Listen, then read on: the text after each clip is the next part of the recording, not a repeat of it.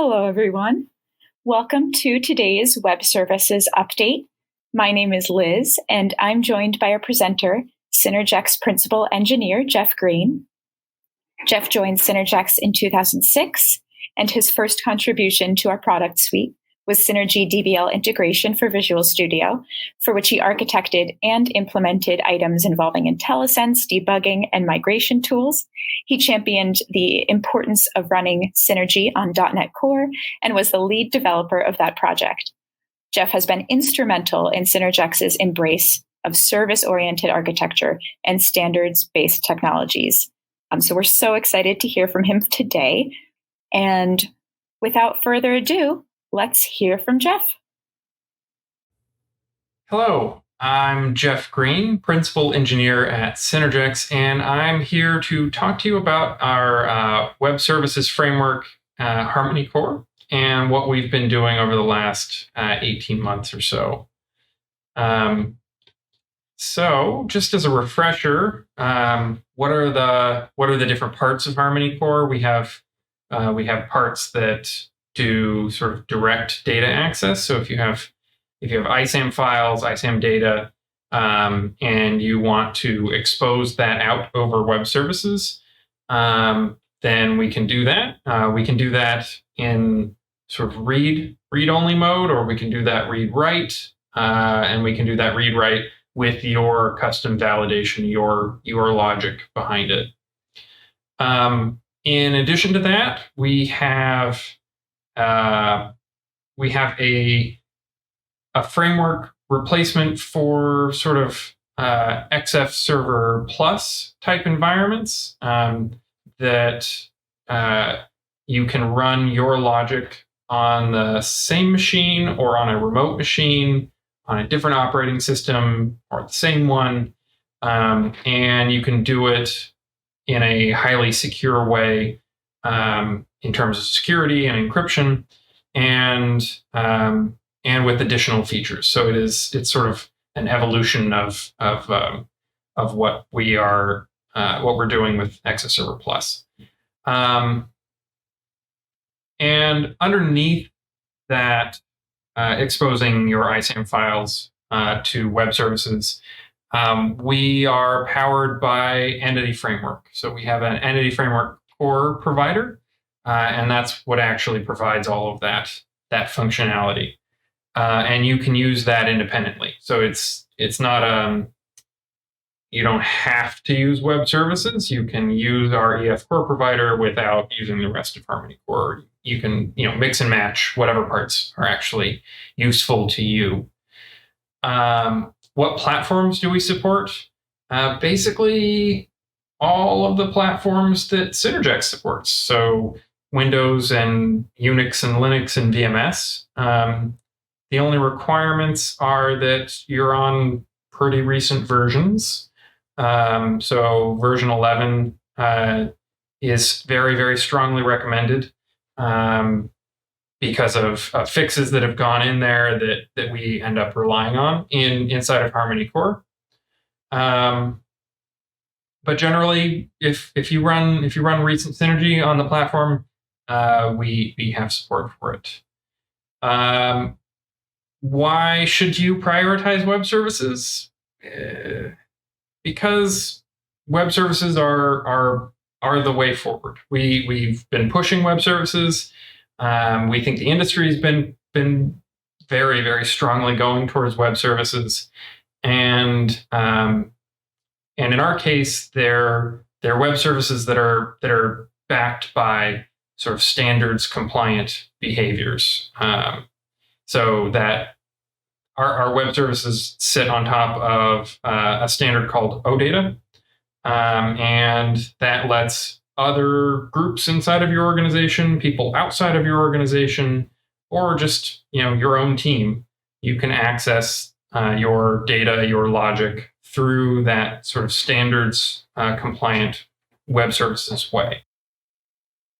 And web services let the different parts of your organization leverage all of the stuff that you guys do without having to actually open up RDP and go into your application. You can expose it to them in the way that is natural to whoever it is that needs to consume that information. So web services are just generally a good idea, and we think you guys should go in that direction and are putting this effort in order to make that easier. And also, what can we do to help? So PSG is certainly available, and we're going to talk a little bit later on about some support model updates that are coming. But just generally, you can reach out to your account rep, and they can guide you towards the next steps if you need help in how do we get to web services, or how do we move to Harmony Core web services, or whatever it is that you're trying to get done. Reach out and we'll figure out how to help you. So what's shipped? What have we been doing for the last 18 months? Looking at the project on GitHub, we can see where we've had about 1,200 commits, more than 1,200 commits in the last 18 months. We've got 47 NuGet releases, so that's binary releases that people have taken in order to fix issues, add features, that sort of thing. We have 4 customers who are actually in production, like all the way in production, with their customers on the other side using it. There's plenty of other people who are at various stages of that, but there are 4 that are actually in production. We've got 121 closed GitHub issues. So that again is features, bugs, questions being answered. GitHub issues are a primary place to interact with us, because if you ask a question there and we answer it, that's now searchable by anyone else who's using the product. So it helps the next person that comes along who has the same question. We've done 13 office hours sessions. So those are webinars that we do approximately every 6 weeks. And we hop on a webinar, and anyone who wants to can connect and ask us questions, or see what's going on, what's happened in the last 6 weeks. But those are a very helpful way for all of you to know what we're doing and to get help if you need it.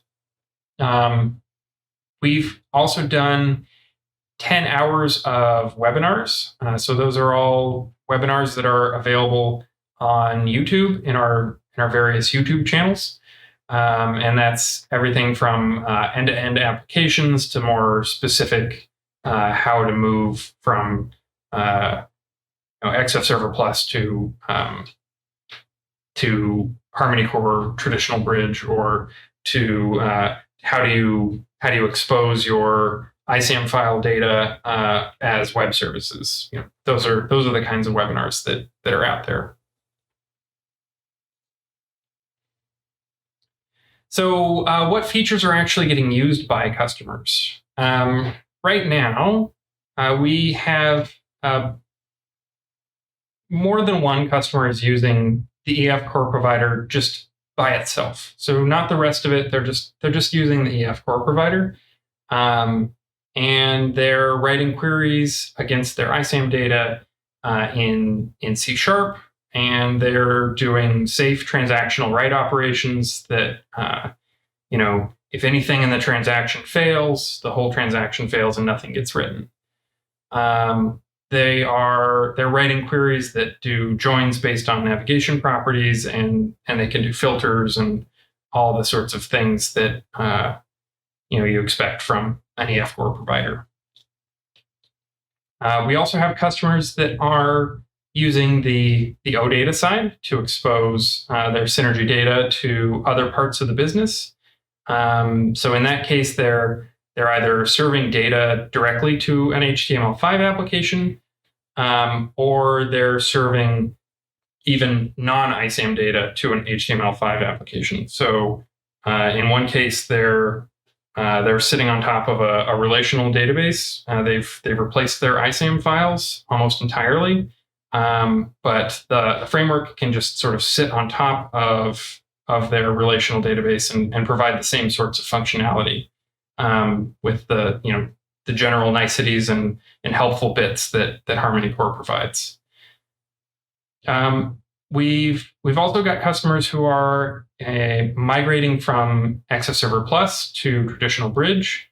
So some of them are stateless code that's exposed as a RESTful web service, and others are using technology from Microsoft called SignalR that sits on top of WebSockets and allows them to expose stateful XF Server Plus routines in an optimal way that is web standards compliant and doesn't require any sort of proprietary clients to be sitting inside the browser. We've been pretty busy inside the EF Core provider itself. We undertook a pretty heavy refactoring when .NET Core 3.1 was released in order to support significant changes that happened in EF and .NET Core and ASP.NET Core in general. So a bunch of work went into that. We, as a result of some customer requirements, making very large queries run quickly, we ended up implementing multiple active result set optimization, and that just splits queries into multiple queries at the same time, and then glues them back together at the end in order to reduce the amount of basically duplicate records that are getting sent across an XF server connection. So that's a pretty big speed up for large multi-legged queries. We implemented support for implicit inner joins. So essentially, we've detected that you filtered on something, you didn't actually request the data, but you filtered on it, and that triggers some slightly different behavior in the selects under the hood in order to ensure you're getting sort of the results that you expect from the filter that you provided. Another implicit query feature is implicit union queries. So if you've written a complex query that has multiple sides of it that are split up with an OR, where one side of the OR is reliant on a certain kind of join and the other side of the OR is reliant on an incompatible kind, we split those out into multiple queries and then glue them together when we're returning the results and give you the expected result sort of automagically. We also put quite a bit of effort into improving our object tracking for write operations. This is a crucial piece of support for people who are doing write operations inside transactions to make sure that the objects that they have queried end up being the right ones when they actually get written out to disk. So that is a key enabler for some of those customer scenarios with write operations inside EF Core. We also ran into, again, in customer code, lots of very interesting and exotic formatted fields. So that's like date times, dates, and or times in strange formats where it runs reverse, like reverse period or something like that. Just different custom happened at one customer and won't see it anywhere else. But we ended up extending our custom formatted field support so that if you have something that is specific to your business, is specific to your practices, you can write that custom formatter, and we'll handle it in the query side, and we'll handle it when it gets stored, and we'll handle it when it gets read and returned out to users, so that they end up looking at the field the way you want them to, and they query it the way you want them to, regardless of how it's actually stored in an ISAM file. On the OData side of things, we've been putting a bunch of effort into how to generate test data. So when we first released, we generated a lot of unit tests, but with the requirement that you had to provide it manually with good test data. So that's record IDs that can be added, removed, changed, however manipulated, in order to get full test coverage of all of the operations for your data. And what we found inevitably was that that's hard, and that's hard to maintain as well. Most people's data changes over time, and it breaks those hard-coded human-written values, and it just occupies a bunch of time to try and keep those working. So we came up with a test data key generator. So it grovels through all of your data, your test environment data, and it picks key IDs that match the requirements for our unit tests automatically. So you can just run that whenever something changes and come up with test data that will allow your unit tests to run and actually test what they're supposed to test. So on top of that, we've added additional unit tests that are automatically generated, and those exist to ensure that everything in your repository is correctly set up and all of your relations are correctly glued together, and that they're actually going to work out in the field when people call them for real. And just generally, it's to ensure that your shape of queries, your shape of data actually works, and we don't have any bugs. We try and as much as possible have tests to verify that your stuff is good and that our stuff is good with your stuff. So in addition to all the unit test work, we also added support for alternate or partial key endpoints. So you can always write custom filters for any of your OData stuff. So you can write whatever query you actually want, but there's helpers that sit sort of at the top level that describe to consumers of your OData API what are likely access patterns. And so we've added support for the sort of common alternate or partial key endpoints that people usually in Synergy world end up wanting to expose to users, so that it's easy and they can see, like, this is the expected access pattern for this API. So the next part of where we've been focusing on inside Harmony Core has been traditional bridge enhancements. This only shows up as 2 bullet points really, but they're really big bullet points. We added support for Microsoft's system text JSON parser. We built it into the version 11 and onwards Synergy runtime. And we did that in order to significantly speed up our JSON parsing and processing.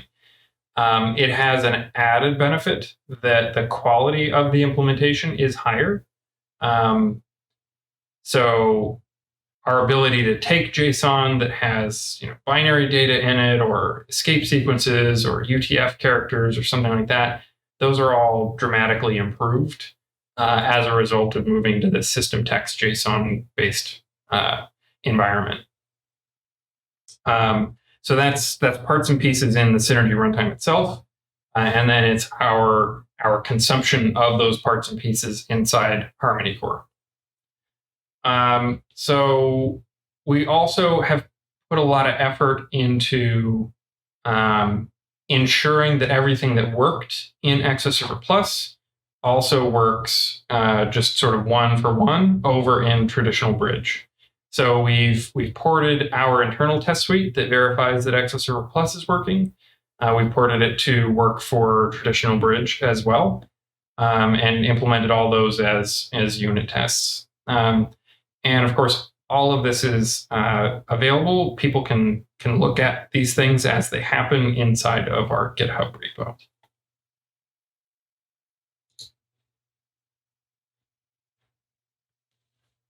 One of the biggest difficulties for users who are initially adopting Harmony Core is we implemented our regen command as a batch file. So if you needed to customize it, you could customize it to your heart's content. So it was very flexible, but it meant that you had to know the ins and outs of this kind of long batch file, and that was less than ideal. So we implemented a .NET tool, the Harmony Core CLI tool, and this thing is our replacement for regen.bat. And in addition to that, it also allows you to very easily take new versions of Harmony Core and make sure that your templates and downloaded source files, in the case of traditional bridge, and all of your NuGet references, they all match. They're all the correct versions all the way across your build project. And making sure that you guys, the users, don't have to manage that manually. You can just tell it, like, I would like the latest version, or don't update, right? You can just pick the latest and stay on it, and it'll be consistent all the way across. So in addition to the CLI tool, we've added a GUI, and there's command line interfaces to this as well, but we added a GUI tool that lets you add and remove structures and interfaces visually, rather than having to go into the bat file or into an XML or a JSON file or something like that. You can just pick from the list of available structures and interfaces and say, yes, I would like to generate code for that, and I would like these bits of support to be added for this structure or that interface. So we think this cuts down on the difficulty for new adoption of Harmony Core, and it keeps the maintenance costs low, so you don't have to spend very much time in order to keep things on latest and greatest versions. One of the changes that we're thinking about doing for the future is we've gotten a lot of requests from customers essentially asking, what's your support model? What's your SLA? How much access to actual support people can we get? And what do I tell management about this product that I'm taking a dependency on? So we're working up a concept for paid support tiers with like implementation support as a component of that. So Harmony Core is always going to be open source, and GitHub will be there always for you to put in GitHub issues and get help on those sorts of things. But if you need more than that, if your management wants more support than the kind of support that can be given over GitHub, then that's what this is for. So the self-support is essentially what we're calling the way things are today. And then there's standard and premium, with the main difference between those two tiers being what the hours are for high severity issues and how many hours of consulting that you get. So this is just an example. We haven't really decided on everything that's going to go into this. So if you have feelings either way, things you think should be included, things that you're looking at that checkbox going, I don't think that belongs there. Let us know as we finalize this and actually decide what we're doing. We can take that into account and move forward with it in a way that works for everybody. So in addition to that feature, we have all of the main components of Harmony Core also have features. So EF Core things, OData things, traditional bridge, and finally our documentation improvements. So specifically, traditional bridge is things we're looking at enhancing here are possibly two-way traditional bridge. So in talking to customers in the field who have historically had difficulty transitioning from their UI heavy code to Exaserver Plus, one of the big problems is, how do I actually detangle this stuff? How do I actually detach this process from the fact that a user can change their mind partway through and tell me important additional steps? So two-way traditional bridge exists to allow the end client, your HTML5 app, your whatever app, to answer those questions partway through processing. So it just gets a callback and it can request what it used to get from the UI across the WebSockets. And in that way, you support sort of the model that you have been using already, just no longer directly embedded in the UI. So that's a thing we're thinking about doing. We think that there's value there, but with all of these features, we're looking for input from people. Do you think that that's a good idea or a bad idea or the most important idea? All of those things, we want to hear those things from you. In addition to the two-way traditional bridge stuff, we are still looking at doing per request log levels. So the goal here is really just to make it easier in production to manage your logging.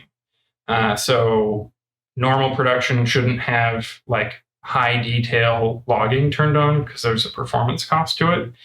But if something goes wrong, you really want to know as much as you can, because it's real hard to get an actual debugger in there in production. So you have to log almost everything when something is going wrong. So the idea is just that in a secure way, using some kind of authentication, we set some headers and change the log level dynamically for a given request, so that you, the developers, you, the ops team, can just say, flick this on, and the next request that I do for this user is going to have a whole bunch of extra logging turned on. So we think that should make it easier to debug issues in production, particularly issues that are happening as a result of like a particular kind of user interaction or general load on a system.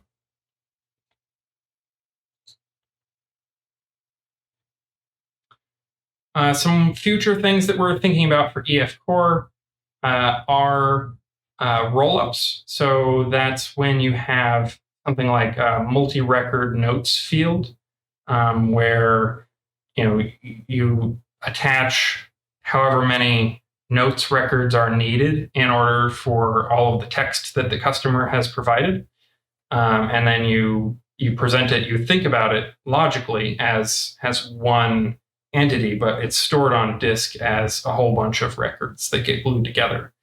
So rollups sort of formalize that and present out to your web interface just one object, even though it's multiple under the hood. Similar-ish is the very common multi-file structures that people use. So that's when there's a split between like corporate master files and branch files. That happens a lot at customers.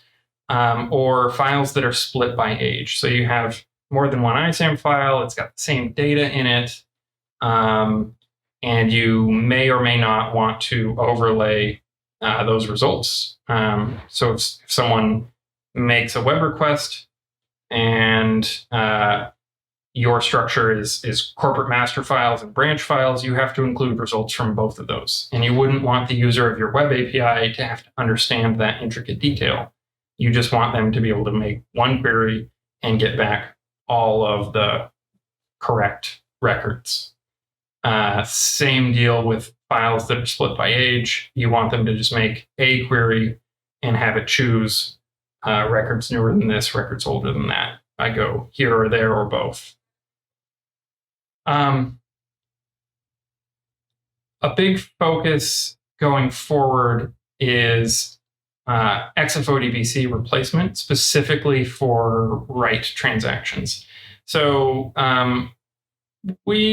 as long as we've had XFODBC as a product, we've been telling customers, please don't use XFODBC to do write transactions. It's dangerous because the locking model used for XFODBC is insufficient for sort of Synergy application logic. And additionally, all of those years of Synergy logic that you've written, they are not accessible when you're writing transactions from XFODBC. So you're skipping in, you're avoiding all of the validation, and it's dangerous. So we're focusing on people that want to do that, but need to do that in a safe way, with production capable logging and IO hooks compatibility and a better locking model. So that ends up meaning that we have to support the kinds of queries that XFODBC operations are comprised of, in addition to the transactional support that we already have. So what does this mean in terms of work that we're doing? We're really just looking at the kinds of operations people use XFODBC for with write transactions, and making sure that we have good support for them inside Harmony Core. Another part of that, and it's largely driven by this XFODBC replacement, but there's some other inputs as well, is additional operation support. So group by, distinct, union, and accept are the main targets here. We see group by get used fairly heavily out in industry generally, and distinct makes a lot of sense, and union and accept are similar enough, and they really just round out that support so that when developers are writing queries for EF Core, we think once we fill this out, they won't ever get surprised by lack of support. They should be able to do all of the things that they want to do. And another big chunk of work is the EF Core 6 provider. So 6 in .NET Core terms or .NET terms is a long-term service branch. So we're targeting 6.0 versions of all of their stuff. And so that means EF Core 6 support. It's not as big a transition as we had from 2.2 to 3.1, but it is still a transition. So there is work that will get done there. On the OData side of the product, we're adding 2 primary filter enhancements. So we've been experiencing some pretty significant wins at customers as a result of using industry standard controls, in this case HTML5 controls, on top of OData. So those controls just have support for OData, and they generate queries based on what the user does with them. And we currently have very good support for pretty complex filters, but there's a couple of operations that we don't support yet, and those kinds of controls would best be served if they have access to these. So those are the any and all filters. So those essentially say, like, give me all of the records where any one of these joined fields on them matches this criteria, or where all of these joined fields have matched this criteria. And it's a more natural operation set from a user perspective, and that's why the controls end up using them. So we're going to fill out those bits of support in order to make that a better experience for end users who are consuming the APIs.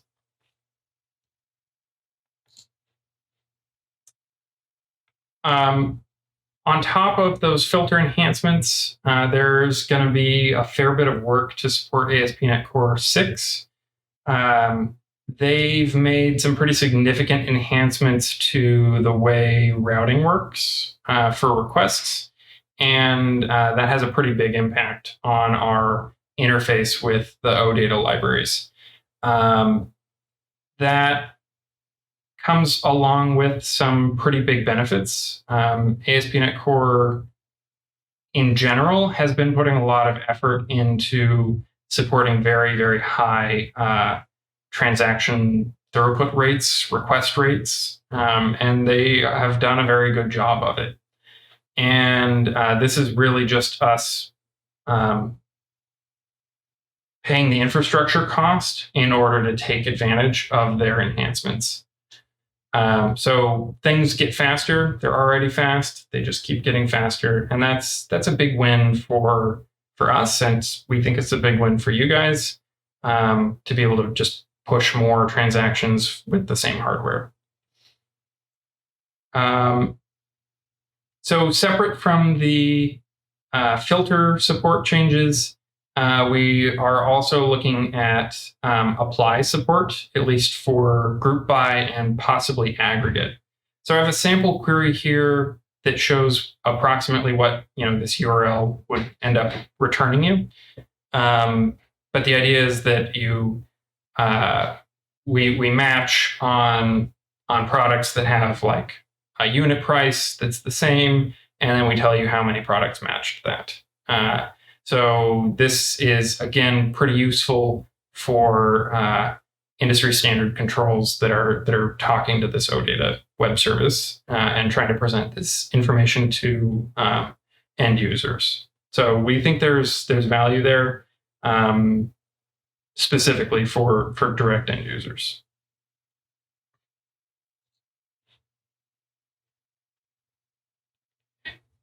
And the final set of enhancements that we have are in documentation. And just generally, we're always trying to extend our documentation based on the questions that come in, and trying to make it easier for people to be onboarded and get to where they want to go. And these are some main areas that we think we need to put more effort in. So SignalR, I talked about it a little bit earlier in the presentation in terms of the two-way support for traditional bridge. And we think that there's a lot of general value for SignalR and Synergy customers. So we're looking at extending the documentation that we provide around this to essentially let you know, like, are you a good candidate for this? Does this fit your existing model? Should you use this? And then examples of how to call it from various kinds of front ends and what it looks like sort of end to end. Troubleshooting guides they're hard to write because you have to know what's going to go wrong. But fortunately, we have had a bunch of GitHub issues that have come through in the last 18 months. And so now we have a pretty decent handle on the sorts of troubles that people will run into. So we just have to convert that knowledge into a guide that all of you can consume, and make life easier when things go wrong. So we're looking at that as a main sort of core component of our documentation going forward.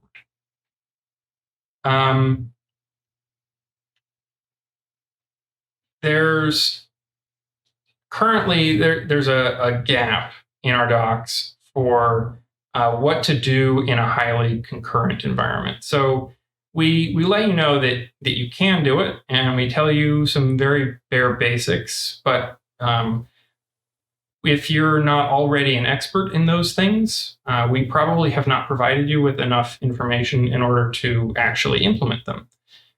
So writing, again, these sort of end-to-end type guides or including them in webinars, that's our sort of chosen tool set for how we disseminate this kind of information.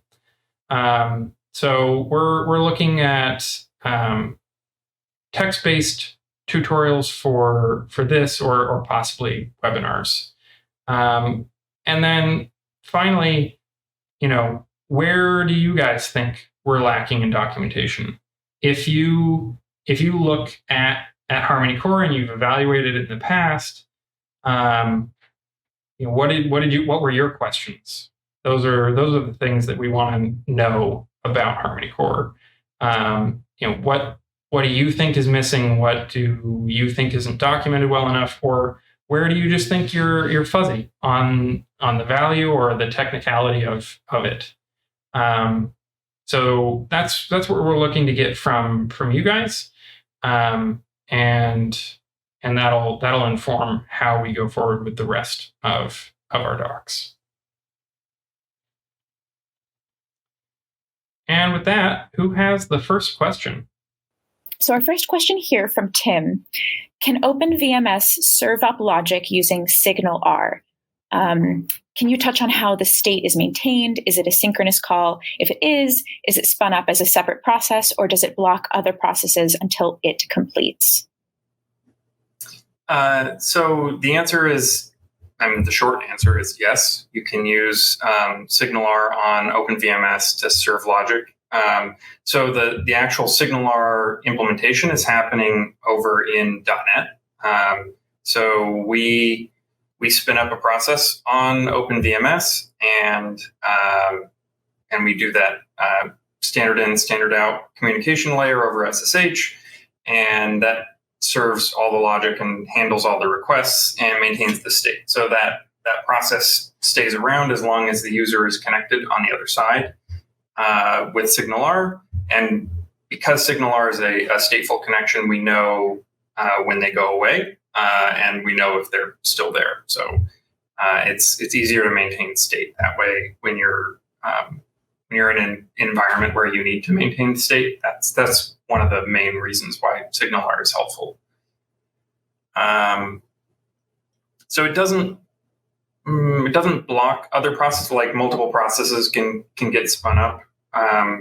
It's basically one VMS process per SignalR connection that's being maintained. So normal pooling rules apply beyond that. Great. And Adam asks, you mentioned EF Core can be used directly. Does this essentially go quite far in replacing Synergex Synergy DE sysroutines? So I'm not entirely certain what the question is asking, because Synergex Synergy DE sysroutines is just like an internal implementation class that exists in Synergy. So I don't entirely know what you're after there. But if you mean for accessing Synergy data on disk, and alphas and decimals and